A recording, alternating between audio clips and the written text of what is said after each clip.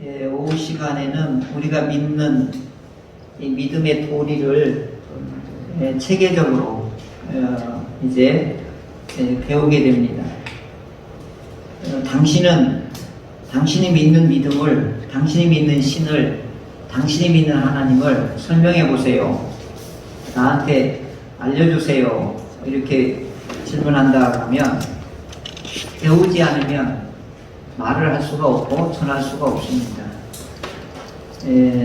그래서 우리 대한예수교 장로에서는 이 헌법 속에서 이미 그 믿는 도리, 믿는 교리, 믿는 신조들을 자상하게 문답식으로 만들어 놨습니다.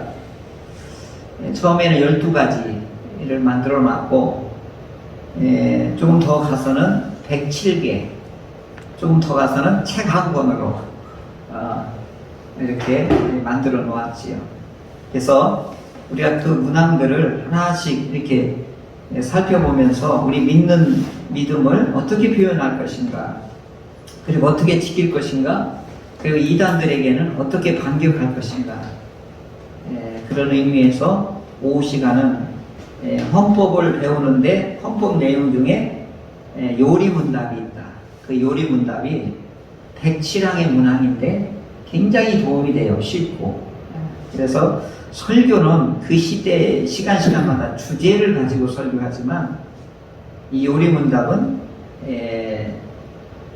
창조주 하나님이 누구고, 그리고 하나님은 누구를 창조하고, 그 다음에 왜 창조하셨는가, 이걸 이제 체계적으로 이렇게 정리해 놓은 것입니다. 그래서 하나님이 이 만물을, 우주 만물을, 만유를 창조하셨습니다. 이게 만유라고 하는 단어가 이게 다 포함될 설명하기가 참 어려운데, 우주보다 더 큰 단어가 만유예요. 왜 그러냐면 보이는 세계를 총칭해서 우주라고 그래요. 근데 보이지 않는 세계는 영적인 세계, 내면적인 세계, 그러니까 현상학하고 그다음에 내면학하고, 이게 철학적인 용어를 빌린다면 이런 것이고, 하나님께서 여기서 보이는 세계와 보이지 않는 세계를 총칭하는 단어를 우리 성경에서 히브리어에서는 이걸 만유라고 이렇게 이 단어를 썼어요. 그러니까 이 만유는 설명을 드리면 보이지 않는 세계, 그 다음에 또 하나는 보이는 우주, 요걸 총칭해서 만유다 이렇게 말씀하십니다. 그래서 성경은 또 창세기 1장 1절은 이걸 뭐라 하냐면 천지 이렇게 표현했어요. 천은 보이지 않는 세계, 지는 보이는 세계. 태초에 하나님이 천지를 창조하시느니라 이렇게 말씀하셨을 때 이걸 히브리서는 만유다 이렇게 말씀하고 있습니다. 그래서 이제 이걸 설명하는 것이 이제 헬라에서는 철학적으로 이걸 계속 발전해 나왔죠. 동양도 그렇고 어디든지 간에. 자, 이것을 하나님이 창조하셨다. 아멘 하는 사람은 그리스도인이고, 아니야 그냥 우연히 발생이 되었어 라고 하는 사람들은 비기독교인으로 우리는 이렇게 구별을 해요. 그래서 하나님이 천지를 만드셨다 그러면 우리는 아멘 그렇습니다 라고 하는 것이고, 뭔 소리 하고 있어, 이런 사람들이 안 믿는 사람들입니다. 아멘. 자, 그러면 왜 창조하셨지요? 이렇게 질문해요. 왜 만유를 지으셨어요? 우리 꼬매들은 반드시 질문해요. 이렇게요. 자동차를 만들었다 그러면 아빠가 저거 만드는 거예요. 그러면 똑똑한 애들이 이렇게 하면 왜 만들었냐 이거예요. 야, 나 타고 다니려고 만들었지 이제 이렇게 얘기해. 그럼 또 애가 또 물어요. 왜 타고 다녀? 네, 이렇게. 아이들은 계속 뭐예요? 목적으로 계속 물어봐요. 그걸 어린이들은 하나님의 주신 이 궁극적인 진리를 찾아가려고 하는 질문법을 아이들한테는 생생하게 살아있어요. 나이가 들수록 이게 죽어가요. 쓸데없는 거 묻고 있네. 지금 먹고 살기도 바쁜데 지금 그거 물을 때 임마? 이렇게 자꾸 죽어가는 거예요. 근데 이게 살아있는 사람이 어떤 사람들이냐? 이걸 학자라고 그러고 이것을 창조자라고 그래요. 아이디어맨이라고도 그러고, 이 질문을 계속 하는 사람이 왜 시대에 새로운 것을 만들어내고 인류에게 공헌을 끼치는 사람들이죠. 근데 대다수 사람들이 그저 그런 거야, 이렇게 태어났으니까 살다가 죽는 거지, 이렇게 살아가요 대부분이. 그걸 떠내려가는 사람이라고 그래요.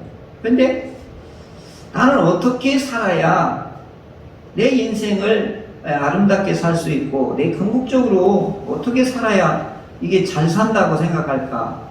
기본은 이건 생각하고 있어야 되잖아요. 근데 아들하고 지금 그 얘기하다 늦은 거예요. 네, 그 얘기 하다가 늦었어요. 아들이 가만히 보니까 교육학자가 될 것 같아. 질문하는 내용들이. 참 감사한 거예요. 하나님이 원래 우리에게 주셨던 것 중에 하나가 하나님의 형상으로 우리를 창조하셨거든요. 우주를 만들고 마지막에 우리 막내로 창조했는데 가장 하나님답게 만드는 것이 인간이에요. 그래서 하나님의 형상으로 이렇게 만들었어요. 자, 그런데 이 형상이라는 말이 굉장히 어려운 말이에요. 하나님의 형상으로 만들었다는 게 굉장히 어려운데, 예수님이 하나님의 본체의 형상이라고 히브리서는 이렇게 표현해요. 근데 이 형상이 뭐냐? 이게 모양이잖아요. 그죠? 근데 가장 잘 표현한 게 뭐냐면 도장이에요. 도장. 하나님의 도장. 이게 찍기만 하면 뭐가 나오는 거죠? 하나님의 이름이? 그냥 찍으면 하나님의 이름이 되는 거예요. 이게 스탬프. 영어로는 스탬프라고 이제 그런 거죠. 그러니까 하나님의 형상이 누구한테 찍힌 거예요? 우리에게 찍힌 거예요. 그러니까 우리를 가만히 보면 뭐가 보여야 되는 거예요? 하나님이 보여야 되는 거예요. 이게 본래 하나님이 이렇게 지으시고 뭐라고 했냐면, 우와, 하나님도 만들어 놓고 좋아하시는 거예요. 오, 와, 어떻게 이렇게 잘 나왔지? 이렇게 하시는 거예요. 참, 그런 거예요. 우리 애기 낳아놓고 어떻게 이렇게 이런 애가 내 몸에서 나왔지? 이렇게 되는 거예요. 그죠? 우리 아들 태어났는데 막 여기 막 아토피 가지고 울긋불긋 했는데 그렇게 이쁠 수가 없어요. 근데 남이 보면 안 이쁠 수도 있어요. 왜 울긋불긋하고 막 그러잖아요. 근데 내가 낳은 아이는 어떻게 해요? 최고의 뷰티풀인 거예요. 그러니까 하나님이 우리를 만들어 놓고 이렇게, 우와. 그래, 이게 이제 만들어 놓으시고 하나님의 형상을 구체적으로 기능별로 나누면 뭘까? 그럼 왜 우리를 만들어 놨어요?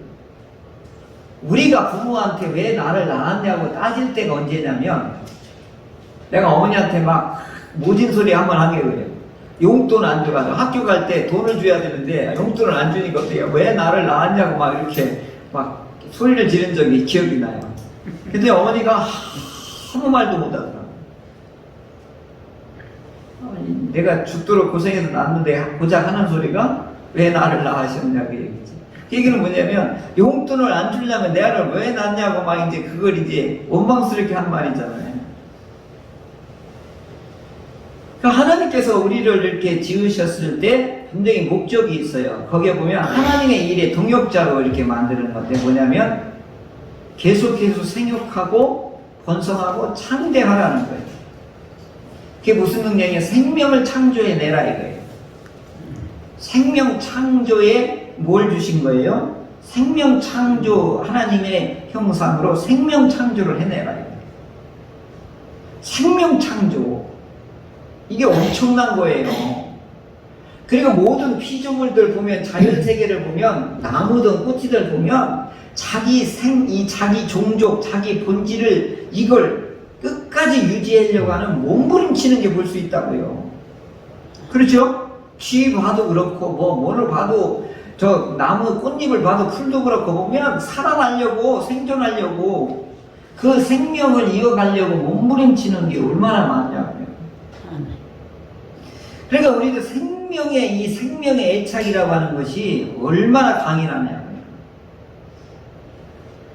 죽어서도 우리는 더 살고 죽으려고 하는 입장에서도 좀 더 살고 싶은 게 우리잖아요. 그래서 하나님께서 우리에게, 아담에게 준 이 창조하고 좋다라고 하면서 뭐냐? 하나님의 이 형상이 뭐냐? 생명을 계속 만들어내라고 이걸 지상명령을 준 거예요. 그래서 생명을 해야 하는 일은 하나님의 가장 기본권을 어떻게 하는데요? 없애는 일이에요. 그래서 가장 큰 죄가 되는 거예요. 생명을 해야 하는 일은 가장 큰 죄에 해당되는 것이죠. 그 다음에 또 뭐라죠? 정복하고 다스리라. 이걸 섭리라고 그래요. 섭리. 이거 이제 이 단어가 하나님 뜻을 어떻게 다 설명할 수 있겠어요? 이걸 경륜이라고 그러고, 오늘날로 하면 경영이에요. 경영. 그래서 하나님이 만들어 놓은 이 아름다운 이 우주 보이는 세계를 어떻게 하라는 거예요? 운영하고 경영하라는 거예요. 이제 우리 왜 집을 지어놓고 내가 어디를 가려고 하면 내가 꼭 필요한 사람, 믿을 만한 사람 데려다 놓고 어떻게 해요? 이 집을 잘 관리하라고 맡기고 가잖아요. 그러니까 하나님께서는 마찬가지. 이걸 다 지어놓고 인테리어 다 해놓고 그 다음에 관리자가 필요한 거예요. 그 관리자를 누구로 둔 거예요? 오늘 하나님의 형상으로 지음받은 남자와 여자로 이것을 관리하게 만들어 놓은 것이죠. 자, 그래서 하나님께서 만유를, 이 세계를 어떻게 해요? 이 섭리를 가지고 어떻게 하라는 거예요? 가장 큰 목적이 뭐죠? 하나님께서 이 우주 만물을, 보이는 세계, 보이지 않는 세계를 만들어 놓고 이 하나님의 형상으로 지음받은 사람을 통하여 이것을 뭐 하라는 거죠? 섭리하라고 그랬잖아요. 경영하라고 그랬잖아요. 그럼 경영의 최종 목적이 뭐지요? 그 기업 경영의 최고의 목적은 영원히 존재하게 하는 거래요. 그럼 하나님도 뭐죠?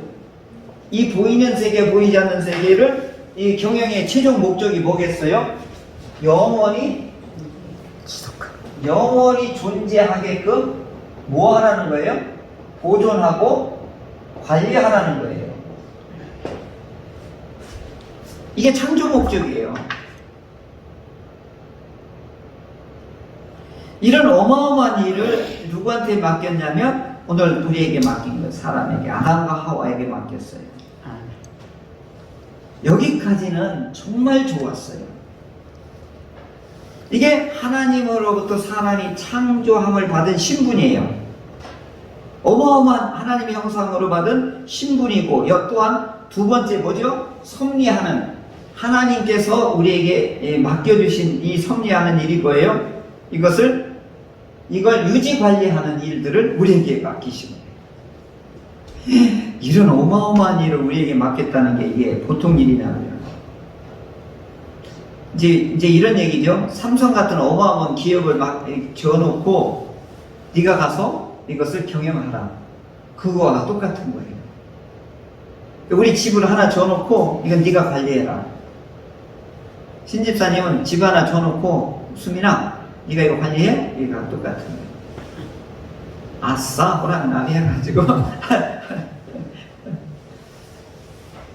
이제 이런 비유가, 예수님이 이 땅에 오셔서 이런 비유가 굉장히 많이 나왔어요. 네. 자, 그런데 이게 이제 문제가 생긴 건데, 여기서 이 사람이, 하나님의 형상을 지은 이 사람이 유혹을 받아서 타락을 하게 돼요. 그 얘기가 여기 쭉 나오는데, 우리 시조가 타고난 신분을 유지했으니까 못했으니까 어떻게 돼요? 못했어요. 예. 왜 못했을까요? 이게 질문은요. 왜 못해? 왜 신분을 잃어버렸죠? 이렇게 나오는 거예요. 이게요, 유럽 사람들은 계속 왜라고 하는 질문을 계속 넣어요. 우리는 이제 이 시브리 사람들, 성경을 쓴 사람들은, 하나님을 만났던 사람은 왜라는 질문을 안 해요. 왜 그래요? 부모하고 같이 있으니까 질문할 내용이 없는 거예요. 그런데 밖에 있던 사람은 그분이 누구야? 어떤 분이야? 성격은 어때? 에? 돈을 많아? 이렇게 계속 질문을 해야 될 거 아니에요. 근데 여기는 뭐예요? 아버지가 이미 다 책임지고 다 했으니까 뭐예요? 여기는 뭐만 하면 되는 거예요? 아버지 감사합니다 이것만 하면 되는 거예요. 근데 여기 이방인은 뭐 하는 거예요? 궁금한 거예요. 그러니까 이 사람들이 발달하는 건 뭐죠? 계속 사유하고 질문하고 그 다음에 진리가 뭐냐 이거 하나님이 누구냐 계속 이렇게 묻는 거예요. 그래 어떻게 하는 거예요? 그게 이해가 돼야 이 사람들은 믿어지는 거예요. 이분들은 뭐예요? 아버지하고 나하고 뭐만 이루어지면 되는 거예요? 관계만 형성되면 되는 거예요.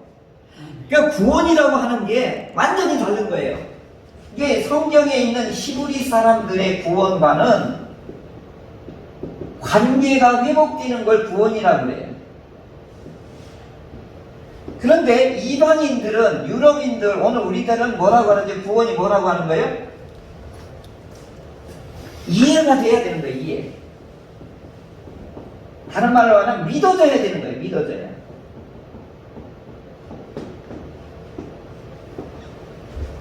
그래서 바울이 고린도 교회 성도들에게 편지 쓸 때 그래요.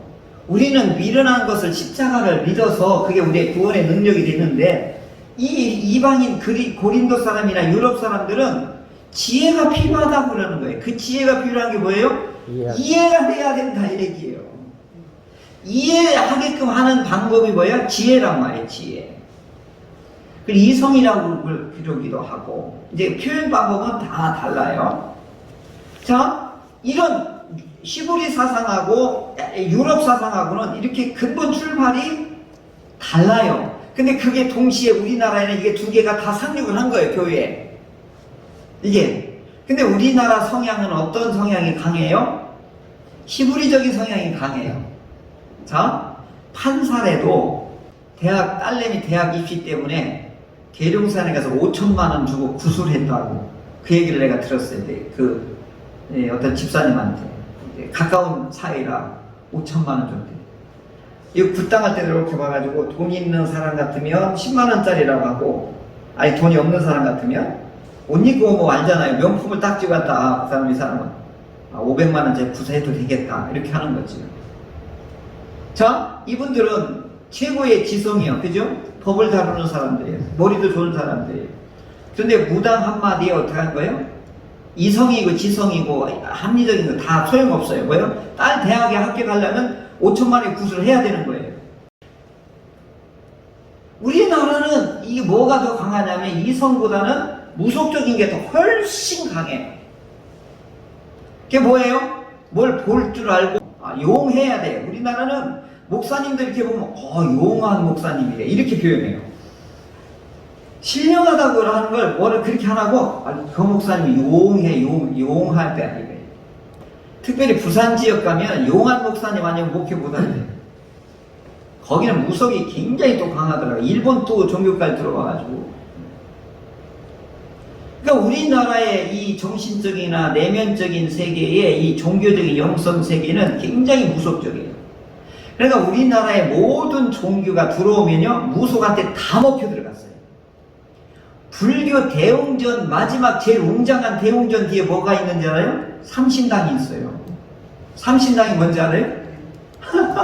석가모니도 필요 없는 거예요. 거기 가서 남해비 탑을 간 사람들 우리 이게 무속한테 가서 이렇게 비는 거예요. 유교도 뭘로 바뀌었죠? 제사로 들어가 버렸죠? 그 합리적인 그 유교의 사상도 다 무교한테 먹혀버려요. 기독교도 뭘로 해요? 전부 기도원 무당식으로 다 먹혀 들어가잖아요. 그러니까 기독교 목사님들 중에 이 영적인 이거 막 손 얹으면 막 뒤를 벌렁 넘어가고 뭐가 하나 있어야 이분이 신령한 목사님이 되는 거예요. 우리는 그게 1순위예요. 우리나라 국민 정서는. 사순절에 말씀 암송하게 이거 묵상하라? 아이고 재미 하나도 없는 거예요. 체질이 이상해요, 우리 민족은. 그러니까 이제 이게 우리 이학준 교수가 그런 게 우리나라의 기독교도 패러다임이 뭐냐, 무교한테 먹힐 쯤 왔다 얘기예요. 무교한테 먹힐 때가 기복 종교로 전락되는 게, 이게 무교한테 먹혀버리는 거예요. 무교한테 안 먹히는 종교가 하나도 없는 거예요. 왜요? 나중에 가면 부패하고 타락하면 기복으로 가게 돼 있습니다. 자, 이런 것들을 우리나라의 그 종교적인 특성도 알아보고, 그러면 우리나라 기독교가 건전해지고 건강해지려면 어떻게 해야 될 것이냐, 무교적인 걸 차단해야 되는 거예요. 그래서 우리나라에도 은사 계급론이 있어요. 은사 계급론. 요즘 나온 말인데요, 방언을 하는 사람과 방언을 못하는 사람은 교회 안에서 등급이 이루어지는 거예요. 방언을 못하는 사람은 핫발이. 방언을 할 줄 알아야 그래도 영적인 우환을 찾아서 한 단계 더 올라가는 거예요. 그 사람, 방언하는 사람보다 더 높은 단계의 영적인 수준에 있는 사람은 누구예요? 이것을 통변할 수 있어야 돼요. 통변하는 사람보다 더 높은 사람은 누구예요? 예언의 능력이 있어야 되는 거예요. 그래서 우리 나름대로 은사를 가지고 성도들이 계급을 만들어 놓는 초기에 이게 너무 강했어요. 지금도요, 이게요, 목사들 세계에서도 이게 통했어요. 금식을 저기 40일을 3번 했대. 이거 나는 한 번도 못 했는데. 그래갖고 명함에다가 금식 3번 했어. 이것도 써갖고 다녀요. 실제로. 그러면 우와, 살아계시네, 3번 했는데, 이렇게 되는 거예요. 근데 우리는 인격이 변화되고 고상하고 이걸 최고로 여기지 않고, 그런 영적인 신비한 것들을 우리가 일상인 사람들이 경험하지 못한 것을 경험한 사람들은 일단 예수님을 두는 거예요. 그게 뭐죠? 이게 무교적인 영향이 그런 거예요. 은사는 뭐라고 그랬죠? 뭘 하기 위해서 은사를 하나님이 주셨다고 그랬죠? 고린도전서 할 때가 내가 했겠죠? 하나님의 말씀을 깨닫고 하나님의 일을 하라고 주는 초보의 도구예요, 이게. 하나님의 일을 하는 것 중에 가장 고상한 일이 뭐예요? 하나님의 인격, 예수 그리스도의 인격을 드러내는 삶이 최고인 거예요.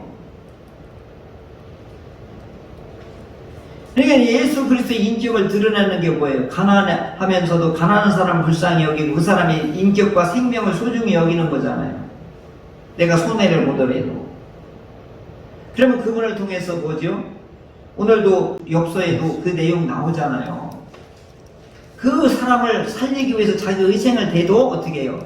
자기가 수욕과 모욕을 당해도 나중에 밝혀지고 나면 이분이 엄청나게 소중한 분이다라는 걸 알 수 있는 것이죠. 자, 이렇게 우리에게 하나님께서 이렇게 엄청난 신분과 그리고 이런 이 하나님의 일을 할 수 있는 동역자로 세워주셨는데, 그때 하나님이 우리에게 주는 하나님의 형상 중에 하나가 뭐가 있냐면 무서운 걸 하나 줬어요. 자유, 의지. 이게요, 이게 진짜 무서운 거예요. 이게 뭐냐면, 이제 막 걸어다니는 우리 아이에게 너무 소중하고 이뻐서 의사 선생님이 수술실에 들어가는 그 메스를 선물로 줬어요. 그 메스는요, 살짝 되잖아요? 쫙쫙 나가요. 근데 얘가 이 메스를 잘 쓰면 생명을 살리고 해야 되는데, 이 어린아이한테 이 자유의지라고 하는 메스를 줬어요. 하나님이 이게 모험이래요. 가장 큰 모험이래요. 인간에게 하나님의 형상의 속성인 자유의지를 준 건 정말 하나님도 모험한 거예요. 왜요? 하나님을 배신할 수도 있잖아요. 이걸 잘못 쓸 수도 있잖아요. 차라리 이걸 안 줬으면 우리는 어떤 사람이 됐을까요? 하나님의 뭐가 됐을까요? 로봇밖에 안 되는 거예요. 그런데 자기가 스스로 싫어할 수도 있고 거부할 수도 있고 좋아할 수도 있는 이 자유의지를 하나님이 이 인간에게, 모든 피조물들은요 전부 공식대로 움직여요. 하세요? 태양을 중심으로 지구가 어떻게 1년에 한 바퀴 돌면 며칠 걸리죠? 365일 걸리죠? 그러면 달이 지구를 한 바퀴 도는 이게 어떻게 되는 거죠? 30. 예? 한 달 되고, 지구가 태양을 한 바퀴 돌면 1년 되고, 그 다음에 하루는 어떻게 돼요? 하루. 이거요? 1분 1초로 틀려요, 안 틀려요? 하나님이 이 피조물에게는 기계적인 뭘 준 거예요? 창조 질서를 기계적으로 준 거예요. 다른 피조물들에게는.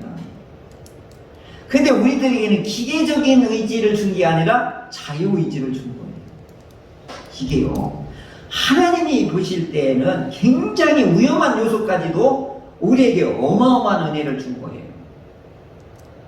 그렇지 않은가요? 와, 이거 엄청난 하나님 우리에게 주신 거예요. 근데 이걸 이제 중요한 게 뭐냐면 이걸 잘 쓰게끔 선하게 쓰게끔 해야 되는데 그래서 하나님이 위험한 장치를 이걸 막기 위해서 브레이크를 하나를 딱 줬어요. 그게 뭐죠? 선악을 알게 하는 요것은 금지한다라고 금지 명령을 딱 하나 주셨어요. 그게 무슨 뜻이죠? 위험한 것을 어떻게 해요? 자유의지를 잘못 사용한 거에 대해서 뭘 준 거예요? 딱 선을 그어준 거예요. 여긴 두 가지요. 너는 피조물이고 나는 창조자라고 하는 선을 그어준 거예요. 그러니까 이 선은 넘어가지 말라 이거예요. 넘어가는 날에는 이게 조건이에요. 넘어가는 날에는 반드시 뭐한다? 죽는다. 이게 하나님의 이 첫째 계명이고 첫째 명령이고 금지 명령이고 율법인데 첫째 율법인데 어떤 괴물이 하나 나타나요. 자유의지를 건드는 거예요. 뭐라고 그러죠? 죽을까? 살살 마지막을 싹 비틀어서 속이는 거예요. 유혹을 하는 거예요. 자, 그러면 이 아담과 하와가 너 하나님 하지 말랬어! 이렇게 했어야 되잖아요.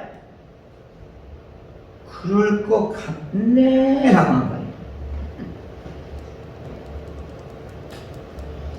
왜 백화점이나 어디 가면 그냥 옷을 한번 이렇게 보러 갔는데 사갖고 나와요. 왜 그러죠? 거기 판매하는 분이 얼마나 이 설을 잘 푸는지 이거를 안 사갖고 가면 이거 놓칠 것 같고 막 어떻게 해가지고 나중에 사갖고 나와요. 아담과 하와가 그냥 한번 들어볼까 하다가 걸려들 거예요. 그래서 하나님 말씀 편에 쓴 거예요? 마귀 편에 쓴 거예요?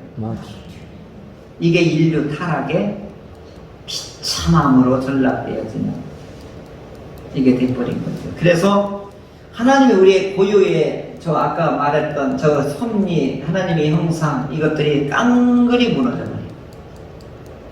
너무너무 애석하고 너무너무 비참하고 너무너무 우리가 이 무거운 짐들을 이제 지게 된 것이죠. 그래서 우리 시조 할아버지가 그 신분을 지켰습니까? 못 지켰습니까? 못 지켰어요. 못 지킨 게 뭐지요? 그랬더니 하나님의 말씀에 대해서 어떻게 한 거예요? 그걸 불순종이다 이렇게 표현했는데 어떤 데는 순종함에 부족한 것이다 이렇게 표현했어요. 아주 이 유럽 사람 수사학이 참 발달됐어요. 순종함에 부족함이래요. 결국 그게 뭐예요? 불순종이잖아요. 그러니까 선을 넘어간 거예요. 그래서 그걸 뭐라고 한다? 일명 죄다. 그래서 죄는 결국은 뭐예요? 하나님의 말씀의 편에 서지 아니하고 마귀의 편에 서는 것을 죄라고 하는 거예요. 아주 쉽게 표현하면. 그러니까 오늘도 우리에게 주신 자유의지가 있는데 하나님의 말씀을 선택하면 선이고 마귀의 편을 서면 뭐가 되는 거예요? 이게 악이 되는 거예요. 오늘도 이 싸움은 계속 일어나고 있는 거예요. 언제까지 일어나게 되죠? 주님이 다시 오실 때 완전히 우리를 새롭게 개편하기 전까지는 이 싸움은 흑백물처럼 계속 오르락내리락 하는 것이죠. 근데 이것이 유전된다는 하는 사실이에요. 시도 아담이 잘못한 이 죄가 모든 인류에게 이게 뭐예요? 유전된다라고 하는 거예요. 아니 그게 어떻게 해서 유전이 됩니까? 그래서 죄와 비참의 상태에 빠진데 이것이 아담으로 끝나는 게 아니라 이것이 계속해서 이게 대표성의 원리라고 이제 나중에 신학자들이 용어를 썼는데, 한마디로 말하면 우리 자녀들이 태어나면 엄마 아빠의 50%는 무조건 어떻게 해요? 이어받죠. 유전자가. 마찬가지로 죄의 유전자는 벗어날 수가 없어요. 그래서 이 대표성이 아담이 대표적으로 죄를 범하며 모든 인류가 그 후손들은 다 죄의 노예가 돼버리는 거예요. 그래서 이 문제를 해결하는 방법이 필요하잖아요. 그죠? 죄의 문제를 해결하는 게 뭐냐? 이게 성경이거든요. 그 죄에 놓였더니 뭐가 되더라? 인류는 모두 다 비참해지더라 이거예요. 그게 이제 어거스틴이 이렇게 표현한 거예요. 죄의 결과가 뭐냐? 비참합니다. 그게 놓여있는 거 뭐냐? 시체다. 이렇게 표현한 거예요. 죄의 결과에 종말적으로 나타나는 핵심적인 증거는 뭐냐? 시신이다. 자, 그러면 한 사람이 범죄함으로 인해서 모든 사람이 죄를 범했어요. 그러면 한 사람이 이것을 또 치유하면 될 거 아니에요. 그죠? 대표성의 원리가 있잖아요. 한 사람이 죄를 범했더니 그 후손들은 다 죄인이 된 거예요. 뭐하고 똑같은 거예요? 노예는, 이게 노예가, 이게 계속 쓰는 말이 거예요. 한 번 노예는 뭐예요? 대대손손 뭐가 돼요? 노예가 되는 거예요. 그럼 노예에서 벗어날 수 있는 유일한 길이 히브리서 나와요. 노예에서 벗어나는 일, 자유함을 얻는 길은 딱 한 가지밖에 없어요. 뭐지요? 예? 대가를 치러야 된다고요? 아니, 자기 스스로 해결할 수 있는 방법은 뭐예요? 죽는 거밖에 없어요. 죽는 거밖에 없어요. 아, 이거 좀 봐요. 노무현 대통령도 그랬지. 뭐 서울시장 누구도 그랬지. 어떻게 해요? 막 조사 들어가다가 어떻게 한 거예요? 죽으니까 어떻게 해요? 그냥 끝나는 거예요. 노예도 마찬가지예요. 해방되려면 어떻게 해요? 죽어야 되는 거예요. 이게요, 기가 막힌 여기에 진리가 있어요. 자, 그래서 예수님이 이 땅에 와서 죽어야 되는 거예요. 죽지 않으면 해결이 안 되는 거예요. 자, 그러면 이분이 죄를 위해서 죽었기 때문에 대표성의 원리에 의해서 어떻게 되는 거예요? 이분 안에 있는 사람은 다 뭐가 되는 거예요? 다 죽은 거예요. 그래서 죄의 문제가 해결되는 거예요. 그래서 아담 때문에 모든 사람이 죄를 되고 예수님 때문에 다 뭐가 되는 거예요? 죄 사함을 받게 되는 거예요. 할렐루야. 아멘. 이걸 설명하려고 막 그렇게 길게 끌고 가는 거예요, 이게 지금. 아, 이게 얼마나 이게 속 시원한 요즘 내가 깨달은 은혜들. 왜 예수님이 이 땅에 그 우리 같은 이런 찌질이 같은 모습으로 오셨을까? 그 높고 높은 보좌의 하나님이 뭐 때문에 그래요? 죄의 노예를 우리를 어떻게 하기 위해서 대가를 지불하고 죽어야 이게 해결되니까. 그래서 십자가에서 죽게. 그래서 오늘도 그러는 거예요. 내가 너 로마 황제나 헤롯 왕제는 그런 게 아니야, 이 사람아. 나는 죽으러 왔어. 고독한 사람이야. 너 그거 따라할 수 있겠어? 이렇게 묻는 거잖아요. 그러니까 예수님 어떻게 보면요, 끊임없이 우울해 있을 수도 있어요. 예수님 하하하 웃은 적이 한 번도 없는 것 같아요. 예수님 웃는 성화 한 번이도 봤어요? 없어요. 왜 그래요? 일생이 죽이로 비참한 죽음을 맞이해야 되니까 언제 하하하 웃을 그렇게 계제가 있냐고요. 자, 오늘 중요한 거 얘기했어요. 구원이라고 하는 게 뭐라고 그랬죠? 히브리 사람들의 구원은 관계 회복이고, 이방인들은 뭐죠? 이해하고 믿어져야 되는 거예요, 이게. 자, 그러면 하나님께서 우리를 이게 좋다라고 보이는 세계가 보이지 않는 데 만들어 놓고 오늘 우리에게 뭘로 사용한 거예요? 파트너로 사용한 거예요, 우리를. 근데 그 파트너의 이 세계를 경영하고 운영하고 영원토록 보존하라, 그런 놀라운 신분과 역할을 주셨는데 어떻게 해요? 타락하고 말았지요. 그래서 우리는 어떻게 된 거예요? 죄의 뭐가 된 거죠? 노예가 된 것이지요. 그래서 결국은 어떻게 된 거예요? 모든 인류는 죄의 무게에 의해서 비참하게 된 거예요. 그래서 그걸로 일어나는 현상들이 죽이고 살리고 막 빼앗고 이런 일들이 엄청난 이 지구촌에 일어나는 일들이 다 죄의 결과다. 그럼 어찌하면 되오리까? 그래서 하나님이 구원을 예정하시고 섭리하시고 이제 시행에 옮기는 게보다 십자가인 것이죠. 그래서 우리에게 그 십자가의 은혜와 깊이를 깨달으면 깨달을수록 와, 엄청난 은혜가. 그리고 저 옛날 저걸 회복시켜 주러 오신 거죠. 저 창조의 경륜과 섭리를 회복하러 오시는 것입니다. 이 사순절 기간에 우리의 구원인 십자가가 다시 이 예수님의 우리를 위해서 죽으셔야만 됐다라고 하는 그 놀라운 은혜가 깨달아지고 그 감격이 있기를 간절히 바랍니다.